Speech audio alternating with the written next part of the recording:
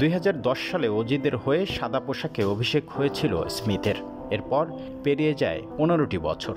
দীর্ঘ এই সময়ে ব্যাটিং লাইন আপের অন্যতম মূল ভরসা হয়ে উঠেছেন অস্ট্রেলিয়ার এই তারকা ক্রিকেটার।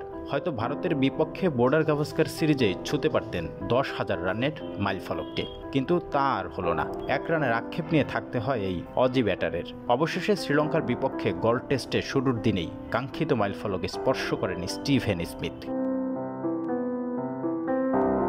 ইতিহাসের মাত্র 15তম ব্যাটার হিসাবে টেস্টে 10,000 রান করার স্বাদ নিলেন স্মিথ। এই ম্যাচের আগে স্মিথের রান ছিল 9,999। নিজের মুখোমুখি হওয়া প্রবাদ জয়সূরিয়ার প্রথম বলে সিঙ্গেল নিয়ে টেস্টের 15তম ও অস্ট্রেলিয়ার চতুর্থ ব্যাটার হিসেবে 10,000 রানের মাইলফলক স্পর্শ করেন। তার আগে এই মাইলফলক ছুঁয়েছেন অস্ট্রেলিয়ার 3 জন। মজার ব্যাপার হলো স্মিথ সহ 4 জনই অধিনায়ক থাকাকালীন 10,000 ক্লাবে নাম লিখিয়েছিলেন। ভারপ্রাপ্ত অধিনায়কের দায়িত্ব পালন করা এই ব্যাটার দর্শকদের অভিবাদনের জবাব দেন ব্যাট উঁচিয়ে। ক্যারিয়ারের শুরুর দিকে লেগ স্পিনার হিসেবে যাত্রা শুরু হয় স্টিভেন স্মিথের। ব্যাট করতেন 8 নম্বরে।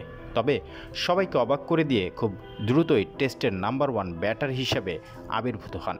স্মিথের আগে অস্ট্রেলিয়ার হয়ে এই মাইলফলকে স্পর্শ করেছেন Ricky Ponting, Allan Border, Steve Waugh. টেস্টে ব্যাটারদের তালিকায় বেশি রান নিয়ে সবার উপরে আছেন ভারতীয় গ্রেট সচিন টেন্ডুলকার। তবে ইতিহাসের প্রথম ব্যাটার হিসেবে 10,000 রানের মাইলফলক স্পর্শ করা ব্যাটারটি অবশ্য ভারতের সুনীল গাভাস্কার।